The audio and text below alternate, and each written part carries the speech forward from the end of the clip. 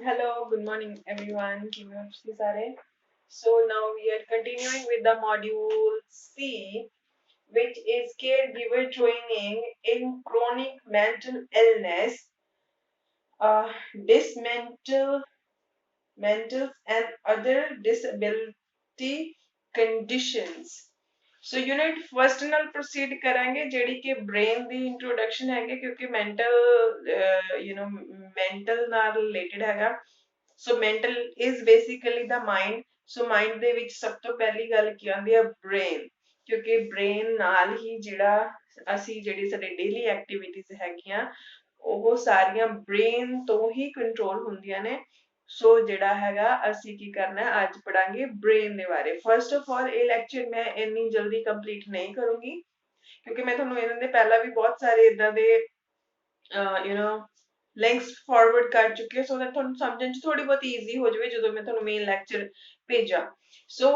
Basic ਕੀ ਹੈਗਾ am proceeding with a definition what is brain an organ of soft nervous tissues contained in a skull of vertebrates, functioning as the coordinating center of sensation and intellectual and nervous activities. Brain की हैगा एक soft nervous tissue ਦਾ ਬਣਿਆ ਹੋਇਆ ਇੱਕ ਸਕਲ ਹੈਗਾ ਉਸ ਚ ਕੀ ਸੌਫਟ ਨਰਵਸ ਟਿਸ਼ੂ ਦੀ ਬਣੀ ਹੋਈ ਇੱਕ ਚੀਜ਼ ਹੈਗੀ ਜਿਹੜੀ ਕਿ ਅੱਗੇ ਫਰਦਰ ਸਾਡੀ ਵਰਟੀਬ੍ਰੇਟ ਸਿੰਪਲੀ ਮਤਲਬ ਕਹਿ ਲਓ ਕਿ ਤੁਹਾਡੀ ਜਿਹੜੀ ਸਪਾਈਨਲ ਕਾਰਡ ਹੈਗੀ ਉਹਨੂੰ ਵਰਟੀਬ੍ਰੇਟਸ ਹੁੰਦੇ ਆ ਉਸ ਚ ਮਤਲਬ ਮਣਕੇ ਜਿਹਨੂੰ ਕਹਿੰਦੇ ਆ ਉਹਨਾਂ ਨਾਲ ਅੱਗੇ ਫਰਦਰ ਕਨੈਕਟਡ ਹੈਗੀ ਆ ਤੇ ਸਾਰੀਆਂ ਐਕਟੀਵਿਟੀਜ਼ ਨੂੰ ਹਰ ਕੋਈ ਬ੍ਰੇਨ ਦਾ ਪਾਰਟ डिफरेंट वे नाल जेड़ा हैगा या ओनू कंट्रोल कर रहा है right so this is the diagram मैं इसकी थोड़ी फोटो भी भेज दूंगी सो इनू ਅਸੀਂ ਪ੍ਰੋਸੀਡ ਕਰਾਂਗੇ ਬ੍ਰੇਨ ਦੇ ਪਾਰਟਸ ਪਹਿਲਾਂ ਅੱਜ ਸਿਰਫ ਕੀ ਹੈਗਾ ਸਾਡਾ ਮੇਨ ਮੋਟਿਵ ਹੈਗਾ ਕਿ ਅਸੀਂ ਬ੍ਰੇਨ ਦੇ ਜਿਹੜੇ ਪਾਰਟਸ ਹੈਗੇ ਨੇ ਉਹਨਾਂ ਨੂੰ ਤੇ ਉਹਨਾਂ ਦੇ ਫੰਕਸ਼ਨਸ ਨੂੰ ਸਾਨੂੰ ਪਤਾ ਹੋਵੇ ਕਿ ਕਿਹੜਾ ਬ੍ਰੇਨ ਦਾ ਪਾਰਟ ਕਿਸ ਐਕਟੀਵਿਟੀ ਨੂੰ ਕੰਟਰੋਲ ਕਰਦਾ ਸੋ ਅੱਜ ਸਿਰਫ ਇਹੀ ਜਿਹੜਾ ਮੇਨ ਮੋਟਿਵ ਹੈਗਾ ਕਿ ਸਾਨੂੰ ਪਤਾ ਹੋਵੇ ਕਿ ਕਿਹੜਾ ਬ੍ਰੇਨ ਦਾ ਪਾਰਟ ਐਂਡ ਕਿੰਨੇ ਪਾਰਟਸ ਨੇ ਕਿਹੜਾ ਬ੍ਰੇਨ ਦਾ ਪਾਰਟ ਕਿਹੜੀ ਐਕਟੀਵਿਟੀ ਨੂੰ ਕੰਟਰੋਲ ਕਰ ਰਿਹਾ so our main motive is this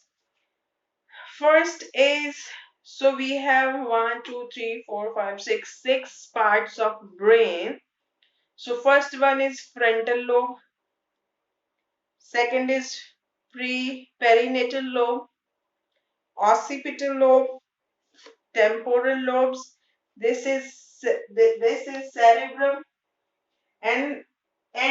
is brain stem you do see hindbrain भी कहने हैं okay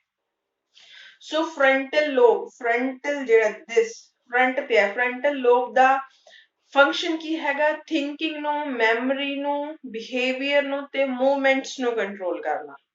ਜਿੰਨੀਆਂ ਵੀ ਸੋਚਣ ਵਾਲੀਆਂ ਹੈਗੀਆਂ ਨੇ ਜਾਂ ਮੈਮਰੀ ਸਟੋਰੇਜ ਹੈਗੀ ਆ ਜਾਂ ਬਿਹੇਵੀਅਰ ਹੈਗਾ ਜਾਂ ਮੂਵਮੈਂਟਸ ਹੈਗਾ ਉਹਨੂੰ ਫਰੰਟਲ ਲੋਬ ਜਿਹੜਾ ਹੈਗਾ ਉਹ ਕੰਟਰੋਲ ਕਰਦਾ ਹੈਗਾ ਰਾਈਟ ਨੈਕਸਟ ਇਜ਼ prenatal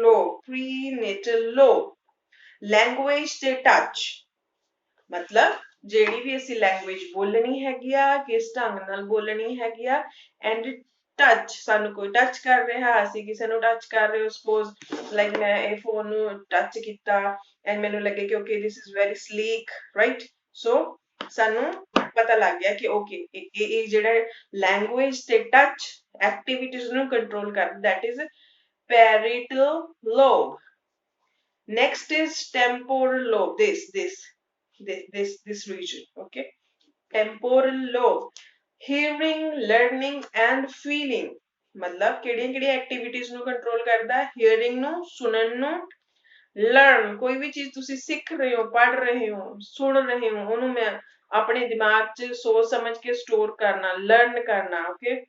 ਤੇ ਫੀਲਿੰਗ ਜਿਹੜੇ ਸਾਡੇ ਇਮੋਸ਼ਨਸ ਹੈਗੇ ਆ ਉਹਨਾਂ ਨੂੰ ਕੰਟਰੋਲ ਕਰਨਾ ਕਿਸ ਕਿਸ ਪਾਰਟ ਦਾ ਕੰਮ ਹੈਗਾ this temporal lobe the next is occipital this one occipital ਦਾ ਮਕਸਦ ਕੀ ਹੁੰਦਾ ਹੈਗਾ ਕਿਹੜੀ ਐਕਟੀਵਿਟੀ ਕੰਟਰੋਲ ਕਰਦਾ ਹੈ ਵਿਜ਼ਨ ਨੂੰ ਕੰਟਰੋਲ ਕਰਦਾ ਹੈਗਾ occipital lobe ਵਿਜ਼ਨ ਨੂੰ ਕੰਟਰੋਲ ਕਰਦਾ and this is cerebrum cerebrum. This is cerebrum. Cerebrum balance and coordination इस चीज़ां ਨੂੰ ਦੇਖਦਾ बैलेंस मतलब ਸਪੋਜ਼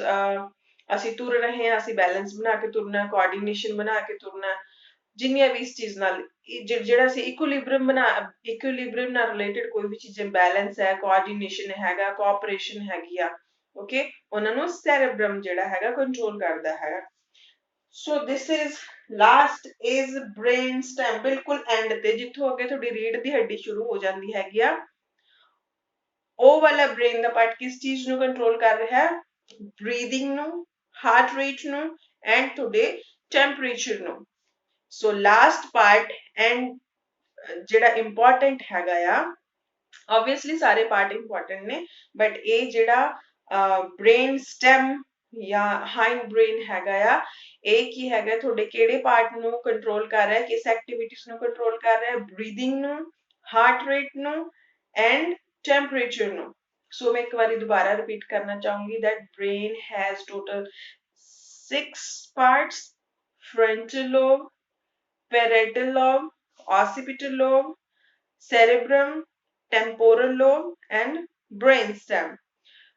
frontal lobe ਦਾ ਕੀ ਫੰਕਸ਼ਨ ਹੈਗਾ ਆ ਕਿਹੜੀ ਕਿਹੜੀ ਐਕਟੀਵਿਟੀਜ਼ ਨੂੰ ਕੰਟਰੋਲ ਕਰਦਾ ਹੈ ਥਿੰਕਿੰਗ ਨੂੰ ਬਿਹੇਵੀਅਰ ਨੂੰ ਮੈਮਰੀ ਨੂੰ ਐਂਡ ਮੂਵਮੈਂਟ ਨੂੰ parietal lobe किस एक्टिविटीज नु कंट्रोल करता है लैंग्वेज एंड टच नु occipital lobe only for vision temporal lobe this part hearing feelings and learning cerebrum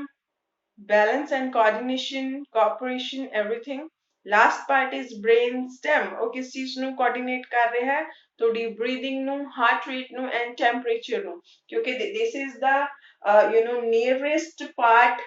to your vertebrae or your backbone so ਇਹਦੇ ਅੱਗੇ ਜਿਹੜੀ ਤੁਹਾਡੀ spinal cord ਹੈਗੀ ਆ ਉਹ connected ਹੁੰਦੀ ਹੈਗੀ ਆ with the vertebrates and rest is ਜਿਹੜੀ ਸਾਡੀ upper body ਆ ਜਾਂਦੀ ਆ after this part ਸਾਡੀ ਜਿਹੜੀ mid body ਕਹਿ ਸਕਦੇ ਹਾਂ this is the upper this is the mid and then is lower body okay